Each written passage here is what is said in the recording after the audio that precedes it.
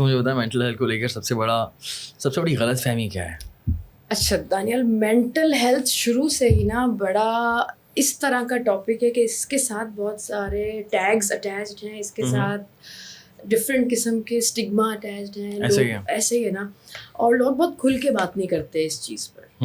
اور اگر ہم متس کی بات کریں تو وہ ایک نہیں بہت سارے ہیں، جس میں سے جو چند زیادہ ہیں وہ یہ ہیں کہ اگر کوئی شخص کو یہ لگتا ہے کہ میں اسٹرانگ ہوں تو مجھے تھیراپی کی نیڈ نہیں ہے، میں تو اسٹرانگ ہوں. یا پھر ہم یہ بھی سنتے ہیں کہ تمہارے پاس تو سب کچھ ہے، تم ڈپریس کیسے ہو سکتے. یا پھر یہ بھی سنا گیا ہے کہ میں خود ہی ان سارے معاملات سے نمٹ سکتا ہوں.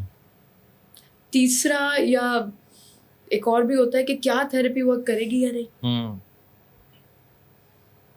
اور پھر فائنینشیل بیریئرس بھی امپورٹنٹ ہیں، وہ بھی ایک فیکٹر ہے کیونکہ تھیراپی ایکسپینسو ہوتی ہے. تو ہمارے یہاں اگر کوئی شخص بیمار ہوتا ہے، جیسے اسے کوئی بخار ہے یا فلو ہے، تو وہ ڈاکٹر کے پاس جانے میں ہیزیٹیٹ نہیں کرے گا، وہ آرام سے جائے گا، بتائے گا بھی. لیکن تھیراپسٹ کے پاس یا تو جاتے ہی نہیں ہیں یا چھپاتے ہیں.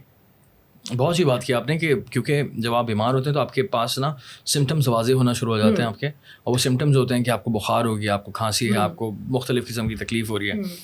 مینٹل ہیلتھ میں بھی سمٹمز آتے ہیں، لیکن ان سمٹمز کو اگنور کیا جاتا ہے، اس کو ویکنیس سے جوڑ دیا جاتا ہے.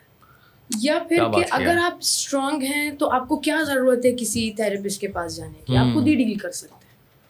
ایک یہ بھی ہے نا کہ میں تو اسٹرانگ ہوں. یا پھر ایک اور چیز ہے کہ لوگ کیا کہیں گے کہ میں تھیراپسٹ کے پاس جا رہا ہوں تو کیا میں ایک ورڈ یوز کرتے ہیں، کیا میں پاگل ہوں.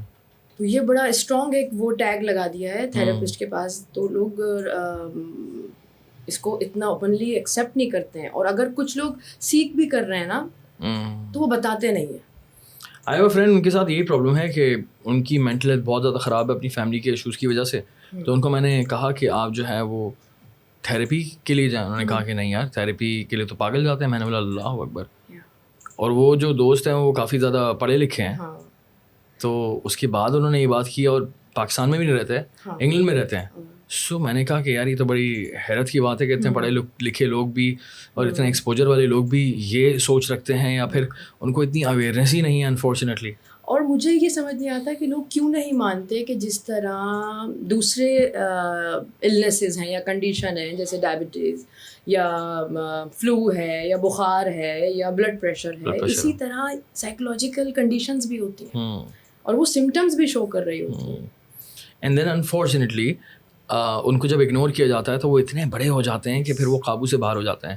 اینڈ دین پھر ہمارے پاس وہ ڈس آرڈر میں تبدیل ہو جاتے ہیں. ڈس آرڈر ہم ویٹ کر رہے ہوتے ہیں. اکثر ہمارے یہاں ویٹ کیا جاتا ہے کہ جتنا ہو سکے اس کو سپریس کیا جائے، اور پھر جب وہ کیس آلموسٹ اس حد تک چلا جاتا ہے کہ جہاں پر پھر ہم کاؤنسلنگ پلس میڈیسن دونوں چیزوں کو ساتھ میں پھر ہم اس کو اسٹارٹ کرواتے ہیں پیشنٹ کے ساتھ. جو ایک آپشن ہوتا ہے ہمارے پاس کہ یہ کیس ابھی حد تک جا چکا ہے کہ صرف کاؤنسلنگ سے ہو سکتا تھا اگر 4-5 سال پہلے آپ لوگ آ جاتے، بٹ اب میڈیسن کے ساتھ اس کیس کو ڈیل کرنا پڑے گا. پھر اس کے لیے سائیکیٹرسٹ کی ضرورت پڑتی ہے. اور پھر وہ ریلیکٹنس آتی ہے کہ جی نہیں، ہم نے میڈیسن نہیں کھانی، اس کے سائیڈ افیکٹس ہوتے ہیں.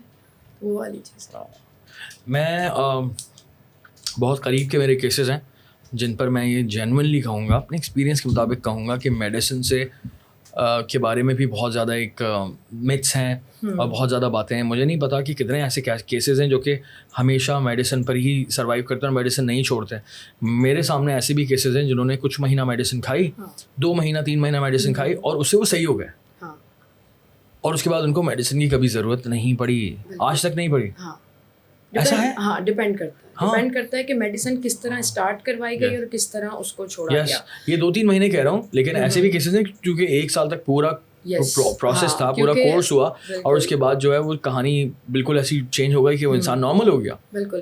اچھا، یہ ڈیپینڈ کرتا ہے دانیال کے سمٹمس کی سیویرٹی کیا ہے. کبھی کبھی صرف موڈ لفٹرز دے دیے جاتے ہیں. اگر ڈپریشن ہے اور ڈپریشن مائلڈ ہے یا ماڈریٹ ہے تو موڈ لفٹرز کام کر جاتے ہیں اور وہ ہمیشہ نہیں کھانے ہوتے. اور اس کو ایبرپٹ چھوڑنا اتنا اچھا نہیں ہوتا. لائک آپ نے سائیکوٹروپک ڈرگز اگر اسٹارٹ کر دی ہیں تو اس کو پراپر ٹائم کے ساتھ چھوڑنا پڑتا ہے، ادروائز پیشنٹ اور تکلیف میں آ جاتا ہے. تو کیونکہ اگر اسٹارٹ کر دیا اور پھر چھوڑنے کا پروسیس وہ کم از کم 1.5 سال 2 سال، تو اسی لیے پیشنٹ تھوڑا سا دوائیوں سے بھاگتے ہیں اور کاؤنسلنگ اور تھیراپی کو سیکھ کرتے ہیں, جو کہ صحیح ہے کیونکہ اس کے کوئی سائڈ افیکٹس نہیں ہے. لیکن پوائنٹ یہ ہے کہ وہ چیز تو کام ہی نہیں کرے گی نا جب بہت زیادہ ایکسٹریم پر سچویشن چلی گئی تو اس میں ہم پھر پورا گائیڈ کرتے ہیں فیملی کو. آئی تھنک اس کے اندر بھی فیملی کا بہت بڑا کردار ہوتا ہے. فیملی ہی پراپر طریقے سے اس انسان کو کنونس کرتی ہے, کیونکہ خدا نخواستہ ڈس آرڈر ہے, اس طرح کی سچویشن ہے, تو وہ انسان ہوتا ہی نہیں ہے, وہ انسان اپنی نارمل حالت میں ہوتا ہی نہیں, تو کبھی بھی کنونس نہیں ہوتا وہ اتنی آسانی سے.